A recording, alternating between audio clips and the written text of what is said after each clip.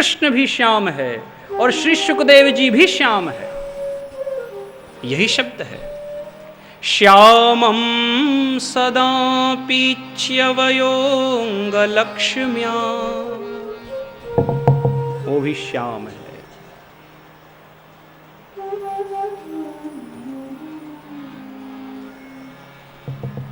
आपको पता है, जहां मिठास होती है वहीं कालापन आता है। आप कभी ऐसा देखो, आम का रस है ना, उसमें चीनी मिलाओ, जैसे 1 किलो रस है, अब आप उसमें 1 किलो चीनी मिलाओ, फिर देखो उसका रंग काला होगा। और बढ़ाओ, चीनी बढ़ाते जाओ, काला पड़ेगा। कालापन ये बताता है कि उसमें मिठास है। कृष्ण लीला में ये सारे तत्व श्याम हैं।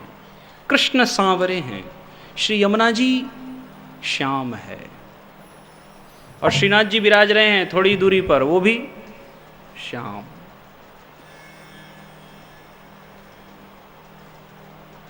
क्योंकि वहां मिठास ज्यादा है। कालापन दिखा रहा है, ज्यादा मिठास।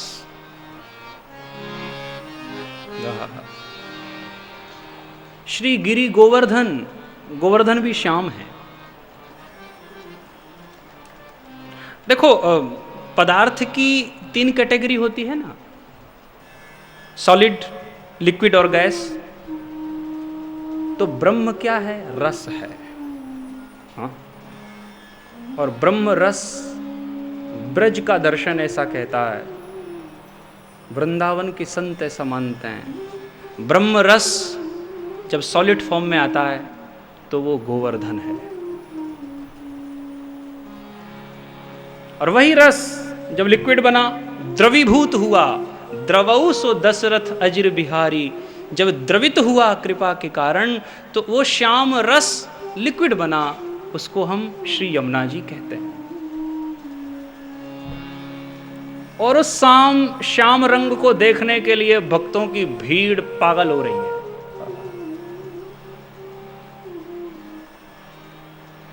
श्रीनाथ जी में कितनी भीड़ होती है। बोल श्री गोवर्धन नाथ की। दर्शन जब बंद होते तब कितना तांता लग रहा है, क्यों नहीं खुल रहे, क्यों नहीं खुल रहे, और जो ही खुले पट, हो।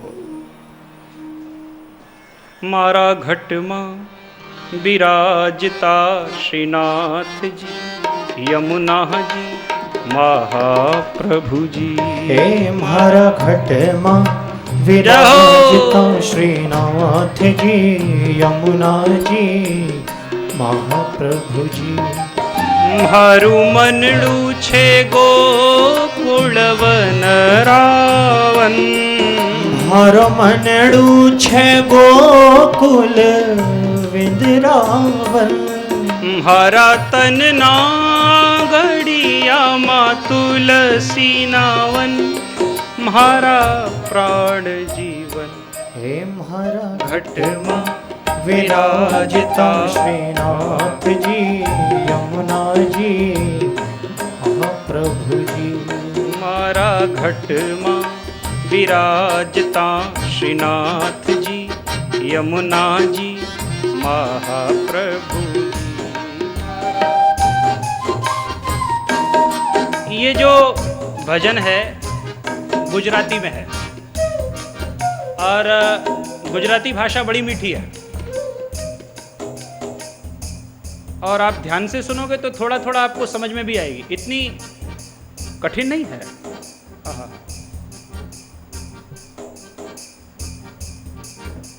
म्हारा घटमा, घटमा ने हृदय, मन में उस सांवरे रंग को बैठाया है भक्तों ने।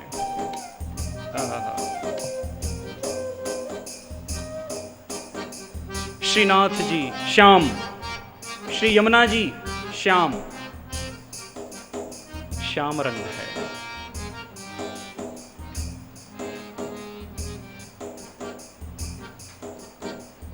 इस श्याम वर्ण को ही सौंदर्य का प्रतीक माना है भारतीय दर्शन ने।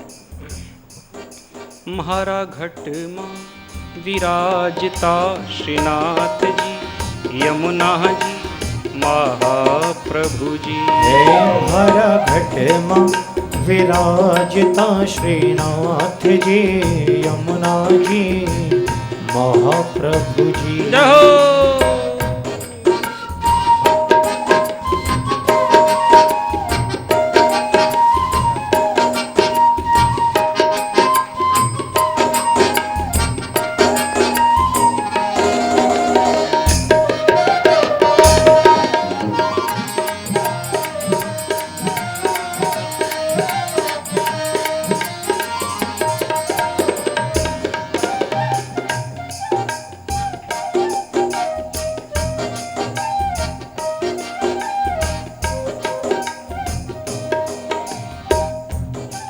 मने भक्ति मार्ग केरो रंग रे लाग्यो। ओ मन भक्ति मार्ग केरो रंग रे लाग्यो।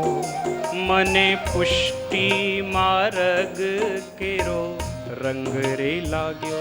ओ मने पुष्टि मार्ग केनो रंग रे लाग्यो।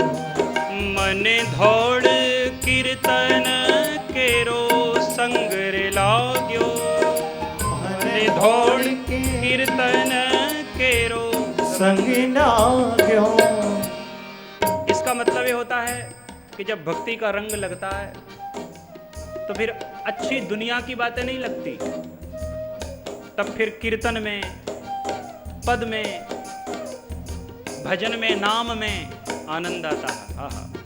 हो मने पुष्टि मार्ग केरो संग रे लाग्यो। ओ मन पुष्टि मार्ग केरो संग रे लाग्यो।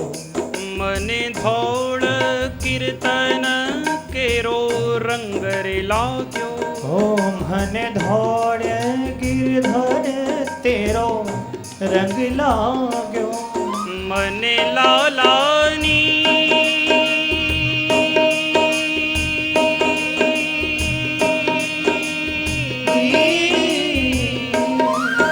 मने लालानी लाली केरो नंग रे लाग्यो। फिर लो हाथ लाग्यो। हे मारा घट मां विराजता श्रीनाथ जी, यमुना जी महाप्रभु।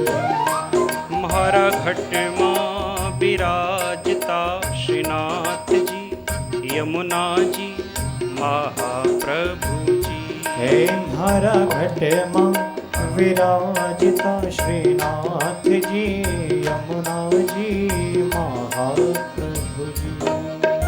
श्रीनाथ जी बोलो, श्री यमुना जी बोलो। श्रीनाथ जी बोलो, श्री यमुना जी बोलो। श्रीनाथ जी बोलो, श्री यमुना जी बोलो। श्रीनाथ जी बोलो, श्री यमुना जी बोलो। श्रीनाथ जी बोलो, श्री यमुना जी बोलो। श्रीनाथ जी बोलो, श्री यमुना जी बोलो। श्रीनाथ जी बोलो, श्री यमुना जी बोलो। श्रीनाथ जी बोलो, श्री यमुना जी बोलो। श्रीनाथ जी बोलो, श्री यमुना जी बोलो। ओ श्रीनाथ जी बोलो, श्री यमुना जी बोलो। श्रीनाथ जी बोलो, श्री यमुना जी बोलो। ओ श्रीनाथ जी बोलो, श्री यमुना जी बोलो। म्हारा घट मां विराजता श्रीनाथ जी, यमुना जी महाप्रभु जी। हे म्हारा घट मां विराजता श्रीनाथ जी, यमुना जी महाप्रभु जी। म्हारा घट मां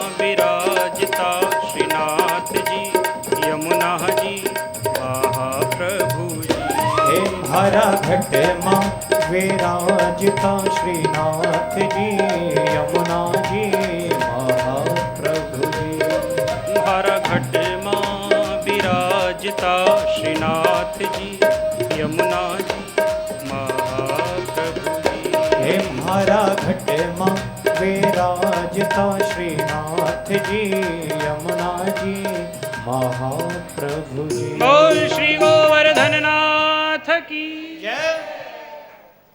होम हरि अंत समय केरी सुनो रे अर्जी। ले जो श्री जी बाबा चरणों मां दया रे करी। मने तेड़ा रे यम केरा कदी ना आवे। मारो नाथ तेड़ावे मारा घट मां विराजता श्रीनाथ जी यमुना जी महाप्रभु जी। मंदिर वाला भगवान हृदय में आ जाए बस यही सार्थकता है। हम मंदिर इसलिए जाते हैं कि वो मंदिर वाला प्रभु हमारे हृदय में आ जाए।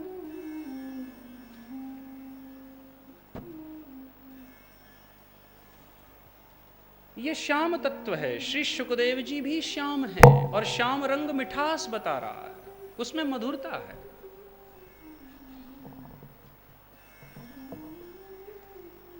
सदगुरु आए और उनके दर्शन करते ही राजा को लगा अब मेरा उद्धार हो गया।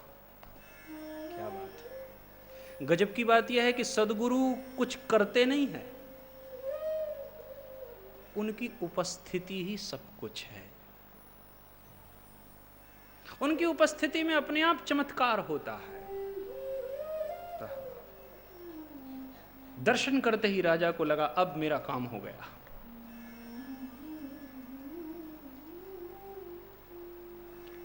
केमिस्ट्री में एक बड़ा प्यारा शब्द है कैटालिटिक एजेंट। अब वो क्या होता है,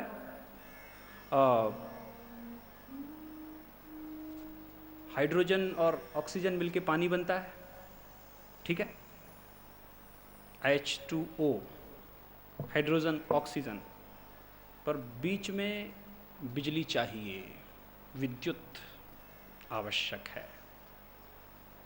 अब आकाश में कैसे पानी बनता है? बादल में बिजली चमकती है, बिजली ना हो तो वो भी पानी नहीं बनेगा। विद्युत की मौजूदगी और बिजली का कोई कंट्रीब्यूशन नहीं है उसमें, वो करती कुछ नहीं है, पर उसके बिना वो हाइड्रोजन और ऑक्सीजन पानी नहीं बनेगा। उसकी उपस्थिति, जस्ट प्रेजेंस, उपस्थिति बहुत जरूरी है। रहा सदगुरु का होना ही सब है, उसे कुछ करना नहीं पड़ेगा, बस सदगुरु आए। आपने कभी देखा है पहले भारतीय संस्कृति में सदगुरु उपदेश भी नहीं देते थे। उपदेश देने की परंपरा बहुत बाद में शुरू हुई। आप कभी संतों के, महात्माओं के चित्र देखो तो उसमें आपको ये वाली मुद्रा उनकी मिलेगी।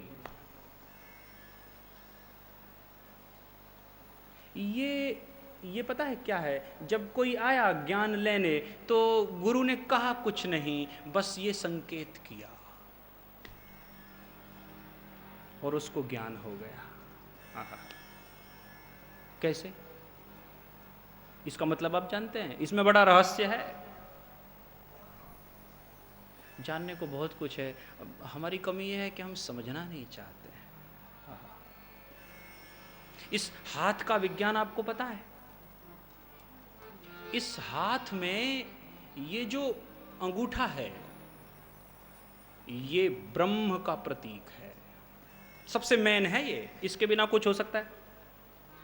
हाँ? ये सबसे महत्वपूर्ण है, इसके बिना उंगली भी बेकार, इसके बिना आप काम करोगे भी तो बहुत दिक्कत होगा ही नहीं। ठीक है, अंगूठा ये ब्रह्म, और ये जो पहली उंगली, ये जीव माने हम। अब जीव में अभिमान बहुत होता है, तो ये उंगली अभिमान की भी है, अभिमानी जीव को रिप्रेजेंट कर रही है। आदमी जब अहंकार में बोलता है तो यही उंगली आगे आती है ना, देख लूंगा एक दिन, मुझसे बच के, ये आ गया। इसलिए कहते हैं पूजा में, माला करने में इसको दूर रखो भाई, क्योंकि ये अभिमान का प्रतीक है। और बाकी की तीन गुणों को बताती है, सत्व गुण, रजोगुण और तमोगुण। हमारे अंदर तामस सबसे ज्यादा है, इसलिए ये वाली उंगली सबसे बड़ी, उससे कम रजोगुण है सो ये उससे छोटी, और सात्विकता, पवित्रता सबसे कम है, इसलिए ये उंगली सबसे छोटी।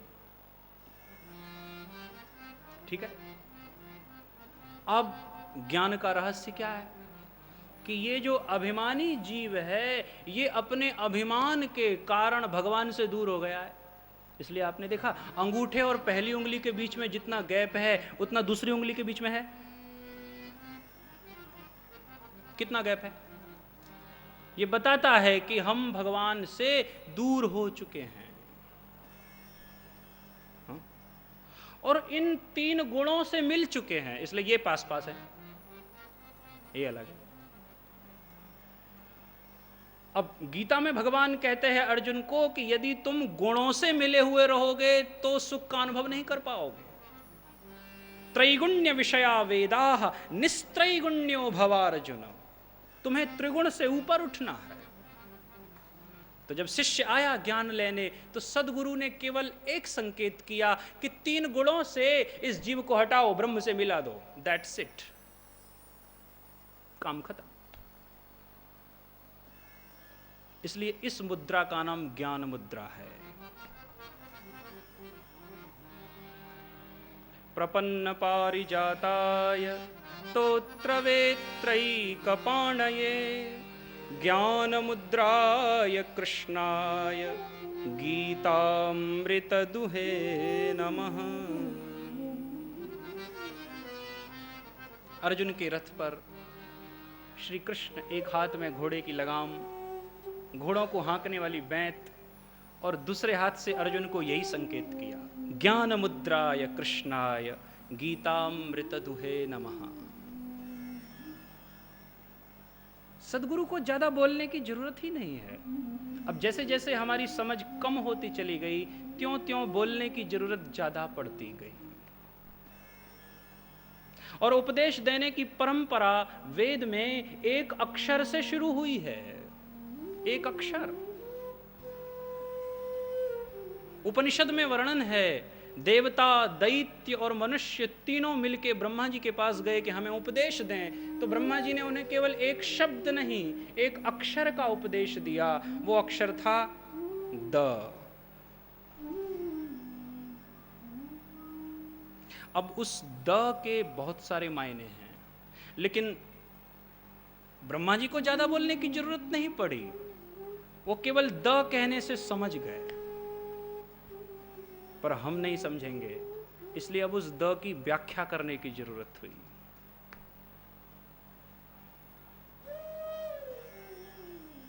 सदगुरु को बहुत उपदेश देने की जरूरत भी नहीं पड़ती, उसकी मौजूदगी में ही अंधेरा मिट जाता है। हमारे यहाँ संस्कृत में तो बहुत प्रचलित कहावत है, गुरोस्तु मौनम व्याख्यानम शिष्यास्तु छिन्न संशयाः।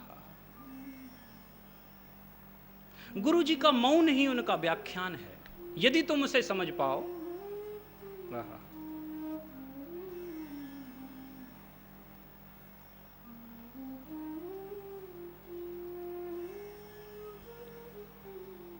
If you don't get my silence, you will never get my voice.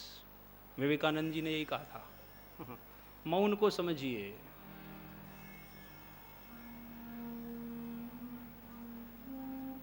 अब शुकदेव जी की झांकी, सदगुरु क्या है। प्रशान्तमासीनमकुण्ठमेधसम् मुनिं नृपो भागवतोऽभ्युपेत्य प्रणम्य मूर्धना वहितः कृताञ्जलिः नत्वा गिरा सूनृतयान्पपृच्छ। सदगुरु की पहली विशेषता बताई प्रशांतम, वो शांत रहता है। जो दुनिया की भागदौड़ में खुद ही शामिल है वो सदगुरु नहीं हो सकते। आज यहां जाना, कल वहां जाना, आज ये आश्रम बनाना, फिर वो ट्रस्ट बनाना, फिर वो करना, फिर ये करना, ये सदगुरु नहीं है। प्रशांतम, गीता में भगवान क्या कहते हैं? प्रशांत मनसम ह्येनम योगिनम सुखमुत्तमम उपैत शांत रजसम ब्रह्मभूतम अकल्मषम। प्रशांत महासागर में भी लहरें नहीं उठती। जिस मन में कामनाओं की लहर नहीं उठती वह ही प्रशांत है। और सदगुरु प्रशांत होता है, उसे कहीं नहीं पहुंचना, वो पहुंच चुका है। दूसरी विशेषता है आसीनम, वो ठहरा हुआ है। और जो खुद ठहरा नहीं है वो दूसरे के भटकते मन को क्या ठहराएगा? ठहरा हो। तीसरी विशेषता है अकुंठ मेधसम, उसकी प्रज्ञा, उसका विवेक इतना दिव्य है कि जब आप उसके सन्निधान में बैठते हो केवल, सो आपको भी वह विवेक मिलता है। विवेक का मायने क्या है? कि हमारे लिए सही क्या है और गलत क्या है। यदि ये समझ आ गई तो सदगुरु कहेंगे तुम सिद्ध हो गए।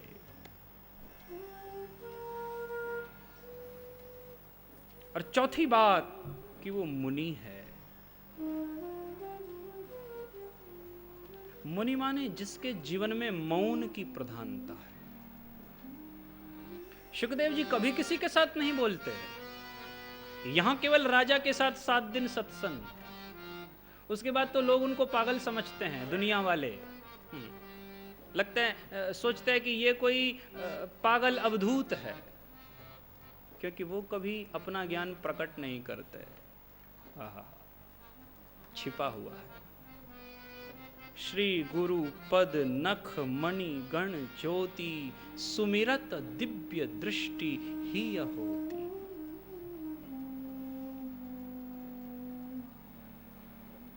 उघरहि बिमल बिलोचन हिय के मिटहि दोष दुख भव रजनी के। अंदर की आंखें खोल दे वही सदगुरु। ऐसे सदगुरु श्री सुखदेव जी महाराज परीक्षित के आगे प्रकट हुए। सारी सभा ने जय जयकार किया। बोलिए सुखदेव जी महाराज की जय। राजा ने चरण में साष्टांग प्रणाम किया है। उस आसन पर सुखदेव जी बिना कोई को पूछे अपने आप बैठ गए। भगवान की आज्ञा हो चुकी, अब क्या बात। राजा ने पैर पकड़ लिए। महाराज बड़ी प्रतीक्षा कर रहा था मैं, आप जैसे सदगुरु मेरे यहाँ पधारे, मैं धन्य हुआ। महाराज मेरी जिंदगी में केवल 7 दिन बचे हैं, मेरी बहुत सारी जिज्ञासाएं हैं, शंकाएं हैं, मैं प्रभु को पाना चाहता हूँ। मुझे बताइए मेरे लिए क्या करना ठीक है। इतनी उतावल है राजा को कि मैं जल्दी जल्दी पूछ लूँ, क्योंकि समय कम है, इसलिए जल्दी जल्दी पूछ रहा है। क्या जप करूं, क्या जप नहीं करूं, किसका ध्यान करूं, किसका ध्यान नहीं करूं, किसका सुमिरन करूं, किसका सुमिरन ना करूं, आप मुझे कुछ दिशा दीजिए। जल्दी जल्दी बोलता जा रहा है। और सुखदेव जी बोले बैठ जा, शांत, ज्यादा बोलने की जरूरत नहीं है, आराम से, घबरा मत, कुछ नहीं होगा। सुखदेव जी का बोलना जब शुरू हुआ है तो वो अक्षर, जिस अक्षर से श्री सुखदेव जी महाराज बोले हैं, उस अक्षर की भी बड़ी महिमा है। वो अक्षर है वकार।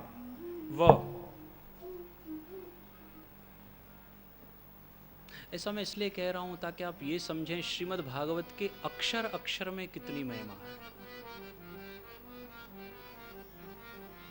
हम लोग केवल कथा को एक स्टोरी मानते हैं। ऐसा हुआ, एक राजा था, एक राक्षस था, एक दैत्य था, उसका ये था। इसका नाम कथा नहीं है। कथा वो है जो हमारे जीवन में परिवर्तन लाए। आपको पता है संस्कृत में 3 शब्द हैं, यथा, तथा और कथा। यथा माने जैसे, तथा माने वैसे, और कथा माने कैसे। कैसे, कथा का मतलब कैसे होता है। कैसे हम राक्षस बन जाते हैं, कैसे हम संसार के बंधन में फंस जाते हैं, कैसे हम भगवान को भूल गए और अब कैसे उसे पाया जाए। इस मन का सब्लिमेशन कैसे हो, ऊपर कैसे उठें। श्री सुखदेव जी की वाणी शुरू हो रही है इस शब्द से और इस अक्षर से। उस अक्षर का नाम है व।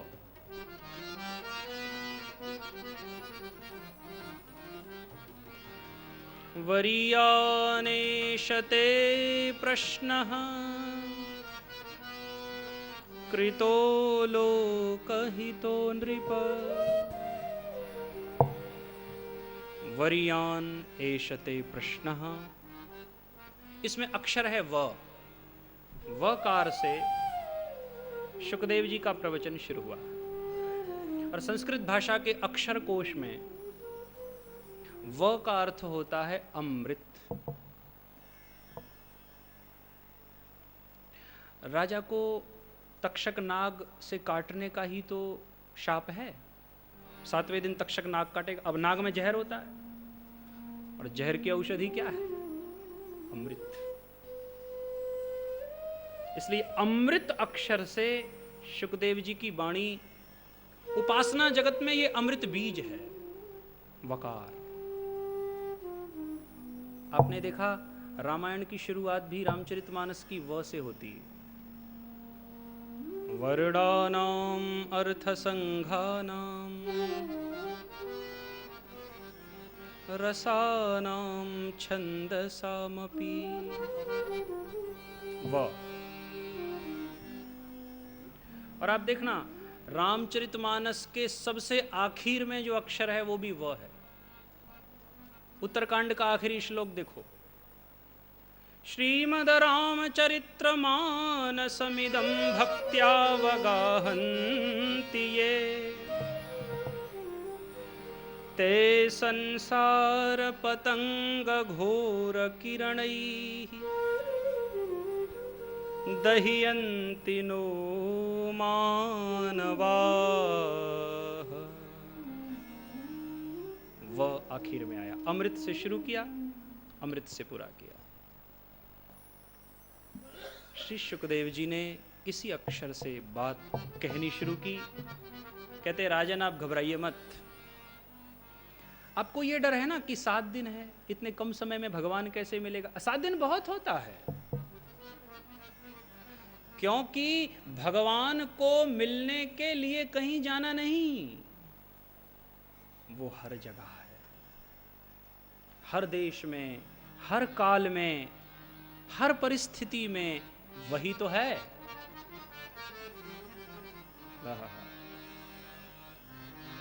7 दिन बहुत होते हैं। सुखदेव जी ने एक छोटा सा दृष्टांत दिया, सुनो राजन। सूर्यवंश में एक राजा हुए, उनका नाम था खट्टवांग। देवताओं ने उनको बताया कि तुम्हारी आयु केवल 2 घड़ी रह गई है। अब घड़ी, पल ज्योतिष के शब्द हैं। एक घड़ी में 24 मिनट होता है ज्योतिष में, 2 घड़ी माने 48 मिनट, केवल 48 मिनट की जिंदगी बची है। और राजा इतने प्रतापी रहे कि उन्होंने 48 मिनट में ही दुनिया को छोड़ा और भगवान को पा लिया। मिलने की कोई देर नहीं है, मिला मिलाया है भगवान। रामायण में आप पढ़ते हैं ना, जब धरती पर कष्ट हुआ और सब देवताओं को साथ लेके, ब्रह्मा जी को लेके भगवान के पास जाने का विचार करने लगे। किसी ने कहा भगवान कहाँ मिलेंगे, तो कोई कहता है कि बैकुंठ में चलो, कोई कहता है क्षीर सागर में चलो, सब अपनी अपनी राय दे रहे हैं। और उस समाज में भगवान शिव भी बैठे हैं। और ब्रह्मा जी ने कहा आप कोई कुछ क्यों नहीं कहते हो, हम कहाँ जाएं? और शिव जी ने कहा मुझे आपकी बात समझ में नहीं आ रही है। अरे भाई, उसे ढूंढने के लिए कहीं जाने की जरूरत कहां है?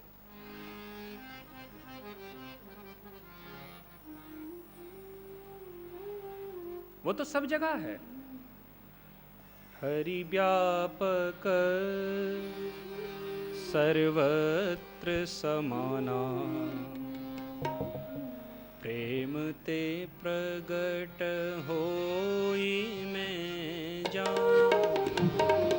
हरि व्यापक सर्वत्र समाना, प्रेम ते प्रगट होए में जान। देश काल दिसी विधि सहु माही, देश काल। ऐसा कौन सा देश है जहां वो नहीं? ऐसा कौन सा काल है जिसमें वो नहीं?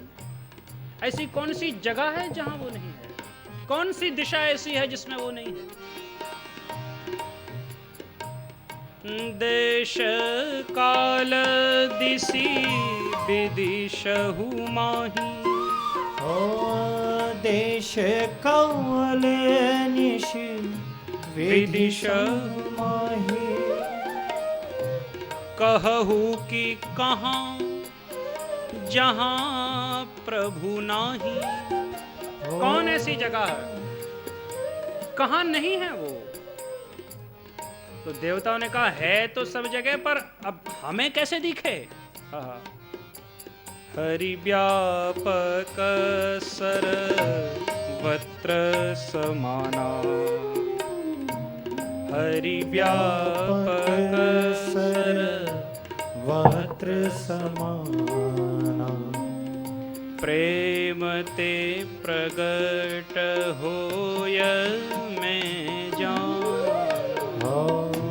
प्रेम ते प्रगट होए में जाना।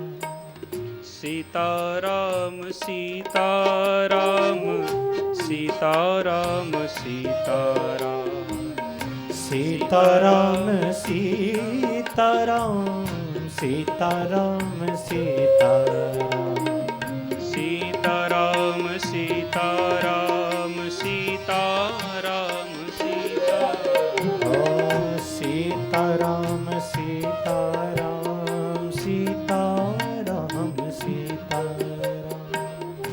सीताराम, सीताराम सीताराम सीताराम सीताराम, सीताराम सीताराम सीताराम सीताराम,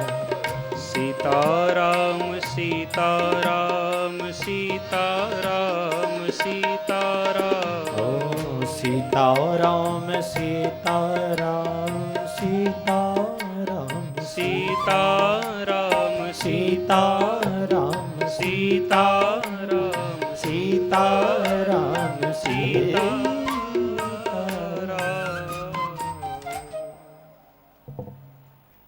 अग जग मय सब रहित विरागी, प्रेम ते प्रभु प्रगटई जिमियागी।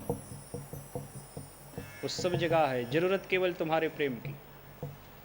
खट्वांग राजा ने 48 मिनट में प्रभु को पाया, 2 घड़ी में पाया। तुम्हारे पास 200 घड़ी है, क्यों घबरा रहे हो राजा? मिलने की देर है न मिलाने की देर है, पर्दा जरा सा दिल से हटाने की देर है। वो मिला मिलाया है, करना कुछ नहीं। मिलने की देर है ना मिलाने की देर,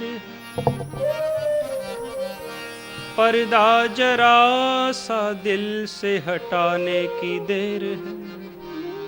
घूंघट के पट खोल रे तो ही पी मिलेंगे, घट घट में वो साईं रमता, कटुक बचन मत बोल रे तो ही पी मिलेंगे। लाखों जन्म के पाप तेरे पल में खाक हूँ, मोहन के दर पे सर को झुकाने की देर है। दुनिया से दिल उखाड़ कर लाने की देर है, ये दिल उधर से इधर लगाने की देर है।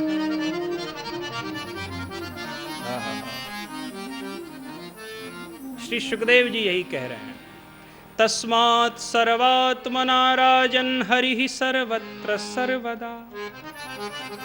राजन, केवल 3 काम करना है तुमको। श्रोतव्यः कीर्तितव्यश्च स्मरतव्यो भगवान नृणाम्। यदि तुम निर्भय होना चाहते हो तो उसके बारे में सुनो, उसके बारे में सुमिरन करो और फिर सब में उसको देखो।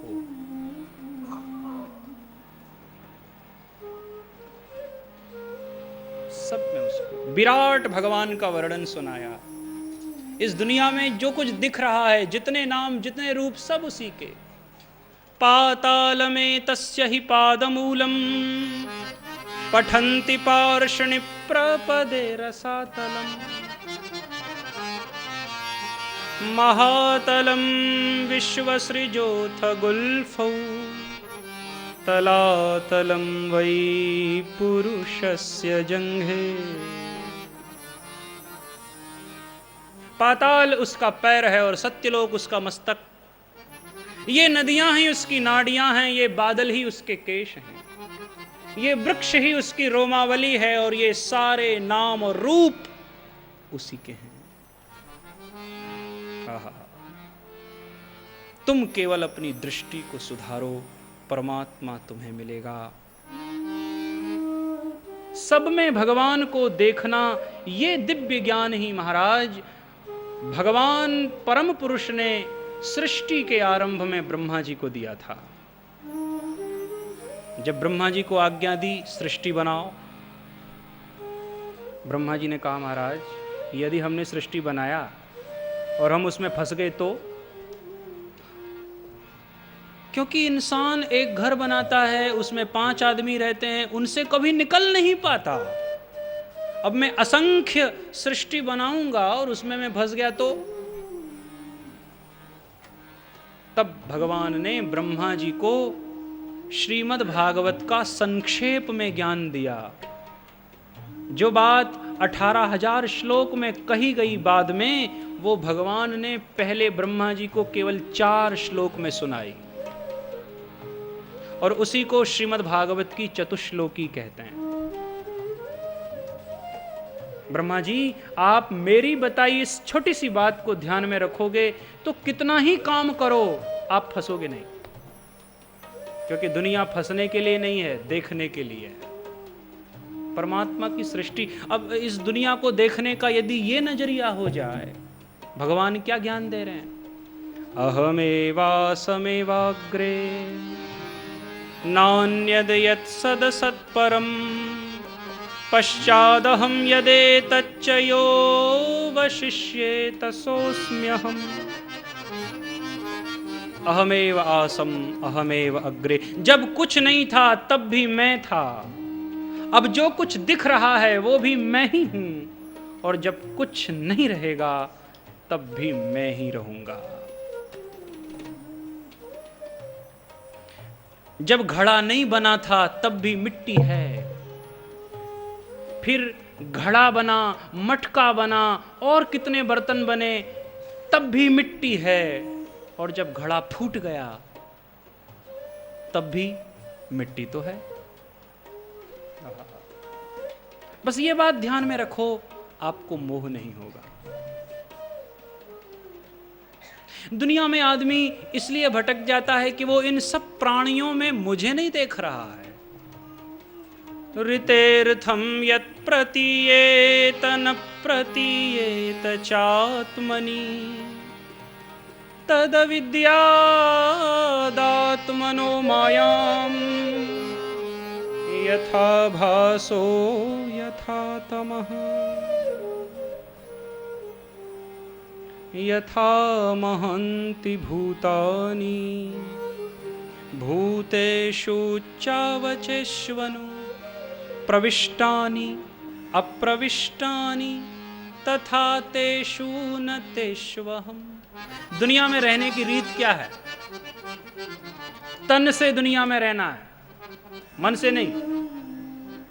और हमारी गलती यह है कि हमने दुनिया को मन में रखा है।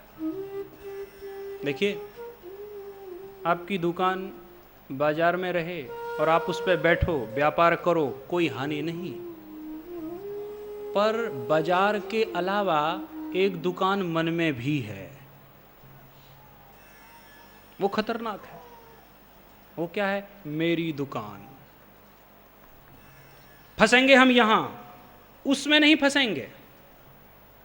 रुपया तिजोरी में है, पर वो तिजोरी घर के अलावा दिल में भी है कि तिजोरी में इतना है।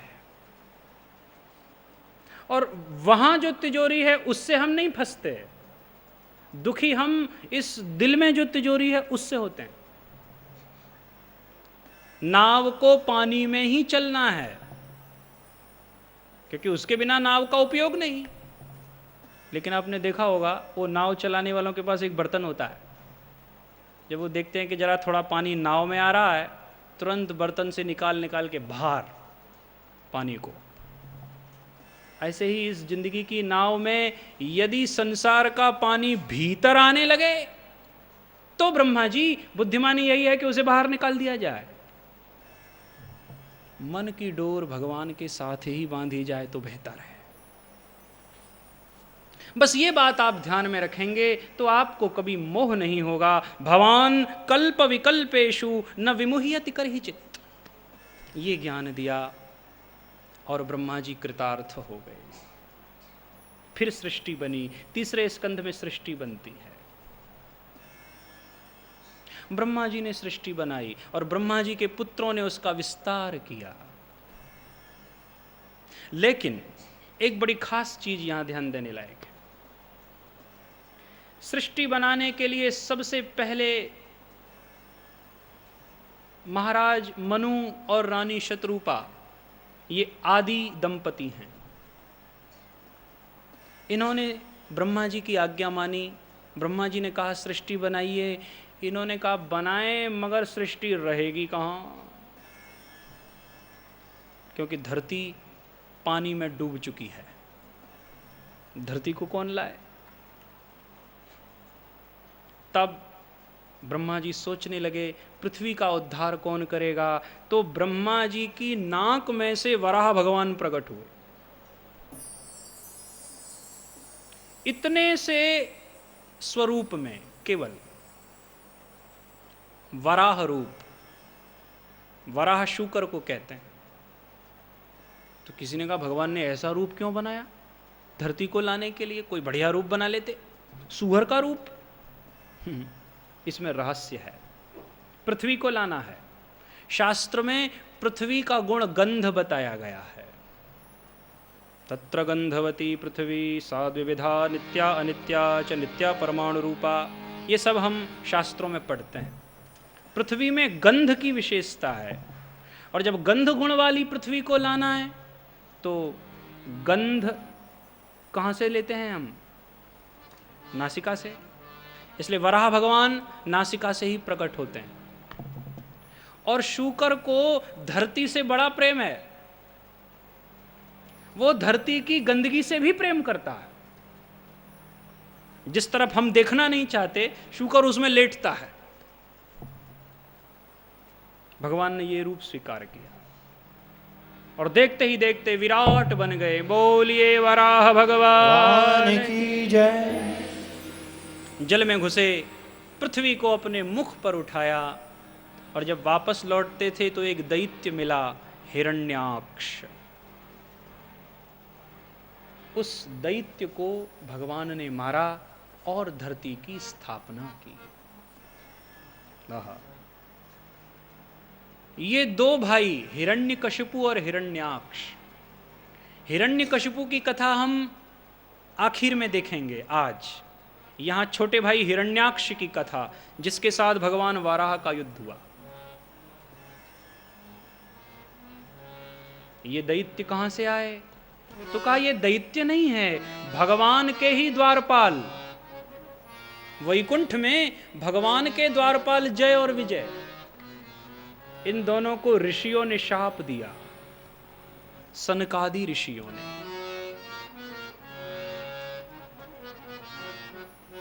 शाप क्यों दिया? जब ये चार ऋषि सनक, सनंदन, सनातन और सनत कुमार भगवान के दर्शन करने वैकुंठ में घुस रहे थे, सो इन्होंने रोक दिया। आप अंदर नहीं जा सकते, क्योंकि अभी अंदर जाने की किसी को आज्ञा नहीं है। अरे ऋषियों ने कहा भाई बंदिश औरों के लिए है, हमारे लिए नहीं। हमारा भगवान का बहुत नजदीक संबंध है, नहीं आप नहीं जा सकते। ओहो। और जब ऋषि लोग जबरदस्ती घुसने लगे तो इन दोनों द्वारपालों ने उन ऋषियों के पैर में लकड़ी अड़ाई और तब इनको क्रोध आया और शाप दिया, तुम भगवान के धाम में रहते हो और राक्षसों जैसा काम कर रहे हो, महात्माओं को तकलीफ दे रहे हो, जाओ राक्षस हो जाओ। फिर बाद में इन्होंने बड़ी क्षमा याचना करी तो ऋषियों ने कहा कि भाई अब शाप तो दिया है, लेकिन अब ऐसा करते हैं, इसको समय सीमा में बांधते हैं, तुमको 3 बार राक्षस बनना पड़ेगा। काम, क्रोध और लोभ के 3 अवतार होंगे। सो पहली बार हिरण्यकशिपु और हिरण्याक्ष लोभ का अवतार है ये। दूसरा अवतार रावण और कुंभकर्ण, वो काम का अवतार है। और तीसरा अवतार कृष्ण भगवान जब पधारे तो शिशुपाल और दंतवक्र, ये क्रोध का अवतार है।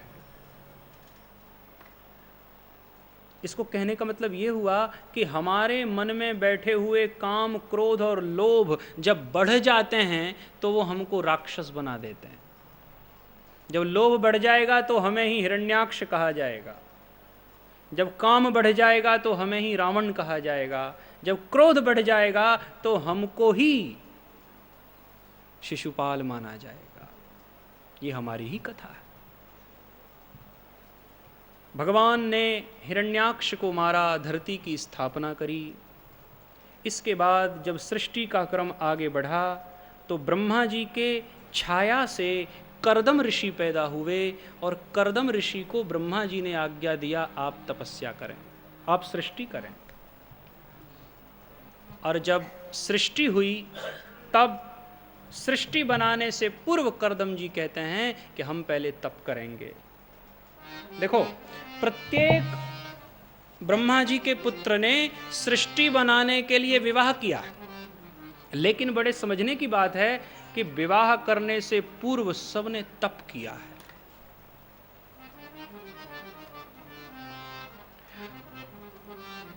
तपस्या बहुत आवश्यक है जीवन के लिए। संसार में प्रवेश करने से पूर्व इन ऋषियों ने अपने आप को तपस्या की अग्नि से पवित्र किया है और पवित्र भावना लेके गृहस्थाश्रम में प्रवेश किया है। इसलिए भगवान के सभी अवतार गृहस्थाश्रम में ही हुए हैं, क्योंकि गृहस्थ की बड़ी महिमा है। आज जरूर हम लोगों ने उसके स्वरूप को बिगाड़ दिया है, लेकिन बड़ी प्रशंसा है गृहस्थाश्रम की। ब्रह्मचारी कहां पैदा होगा? गृहस्थ में। सन्यासी को भिक्षा कहां से मिलेगी? गृहस्थ से। यदि गृहस्थ में विवेक के द्वारा प्रवेश किया जावे तो उसके जैसी सुंदर जगह कोई नहीं।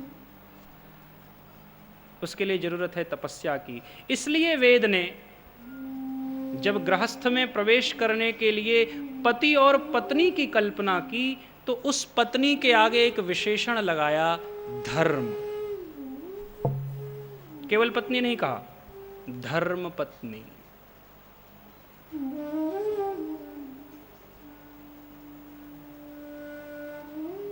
धर्म पत्नी क्यों कहा? क्योंकि गृहस्थ धर्म की महिमा जानने के लिए है।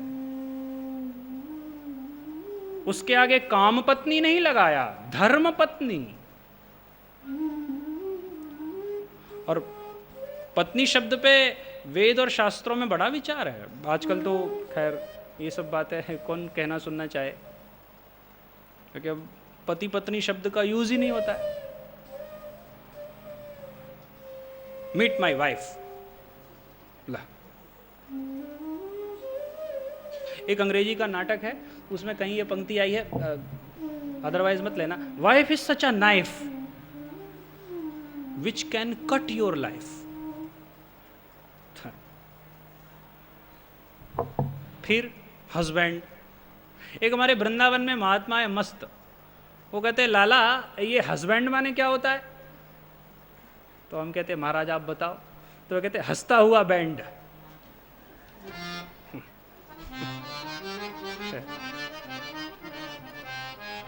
और अब तो अमेरिकन इंग्लिश में हस्बैंड भी नहीं कहते, हब्बी, HUBBY। हंसता हुआ बैंड। फिर एक दूसरी परिभाषा सुनाते हैं, हस्बैंड माने जो तभी हंसता है जब बैंड बजता है, उसके बाद फिर उसको मौका नहीं मिलता हंसने का। जब विवाह होता है, बैंड बाजा बजता है, तब बड़ा हंसता है बेचारा, ठीक है। फिर नहीं हंसेगा।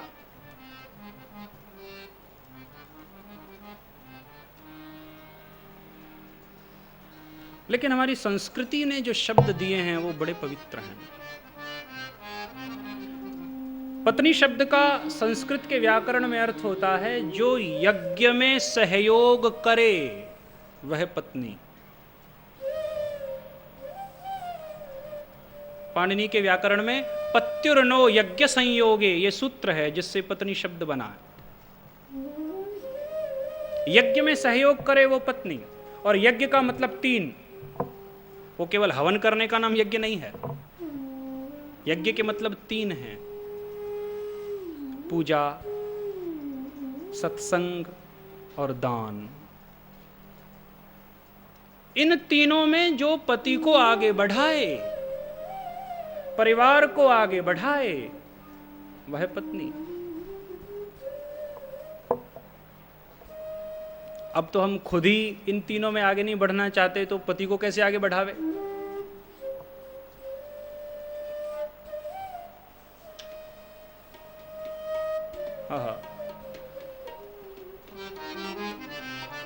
वेद की बड़ी पवित्र परंपरा है ये गृहस्थ की।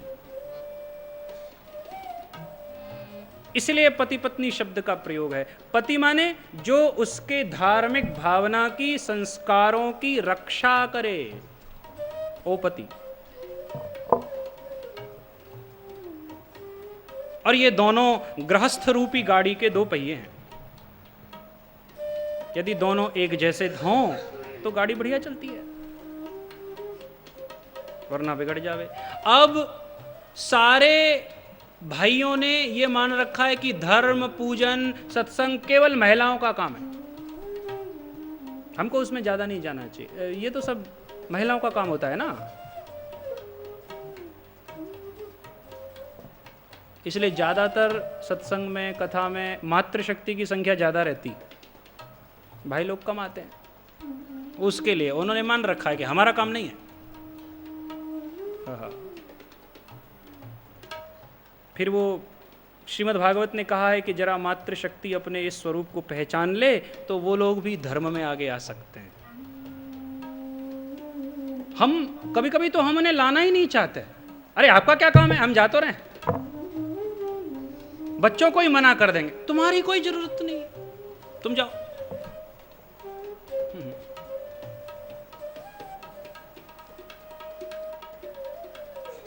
लेकिन ये गृहस्थ कर्दम ऋषि का भागवत में समझने लायक है।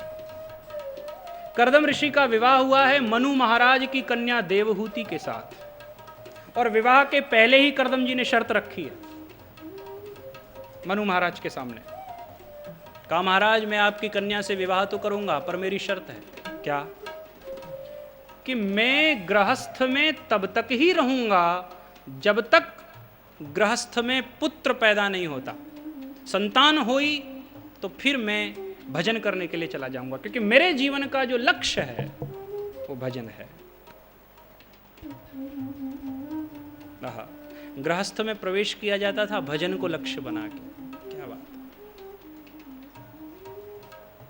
वैसे हमारे यहाँ जो विवाह संस्कार है उसमें जो क्रियाएं होती हैं वेद की, उन सब में ये बात दर्शाई जाती है। अब आज तो हमारा दुर्भाग्य ये है कि संस्कार पूरा भी नहीं होता। अब ढंग से विवाह कराने वाले विद्वान हैं भी नहीं, 10-15 मिनट में हो जाता है सब। कभी कभी हम विवाह कराने वाले पंडित जी को कहते भी तो हैं, कितना टाइम लगेगा?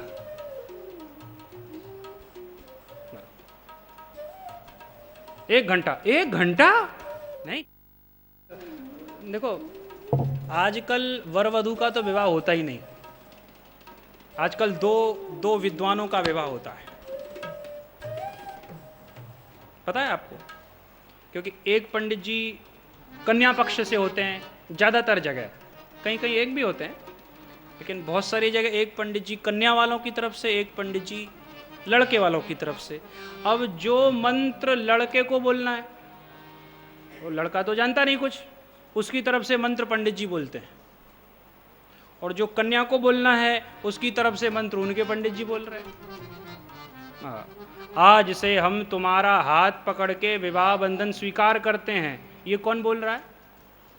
पंडित जी। हमको तो पता ही नहीं हो क्या रहा है। क्या बात है। जब ग्रंथि बंधन होता है ना विवाह में, गांठ लगाई जाती है कपड़े की, तो वहां एक मंत्र बोला जाता है, और उस मंत्र का मतलब क्या है? उसमें वेद भगवान हमें ये शिक्षा देते हैं, भाई सावधान, कपड़े की गांठ लग रही है सो ये गांठ कपड़े की ही रहनी चाहिए, हृदय की गांठ मत लगाना वरना रोगे। हृदय की गांठ भगवान के साथ जोड़नी है। इस लक्ष्य को ध्यान में रख के तुम गृहस्थ में प्रवेश करो। समझाया जाता है। हाँ, कर्दम जी ने पहले ही ये शर्त रखी है, और इस शर्त पर देवहूति के साथ उनका विवाह भी हुआ। और कर्दम और देवहूति के दाम्पत्य में आप देखो, देवहूति राजा की पुत्री है, और कर्दम जी के पास तो रहने को कुटिया भी नहीं है, जंगल में रहते हैं वृक्ष के नीचे। और राजा की कन्या ने, राजकुमारी ने जंगल में रहकर वृक्ष के नीचे कर्दम जी की ऐसी सेवा करी है कि वो संतुष्ट हो गए।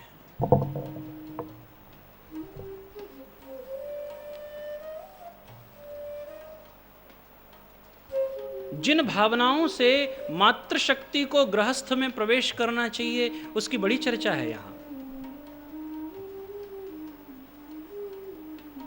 श्री सुखदेव जी महाराज समझाते हैं देवहूति ने किन भावनाओं से गृहस्थ में प्रवेश किया।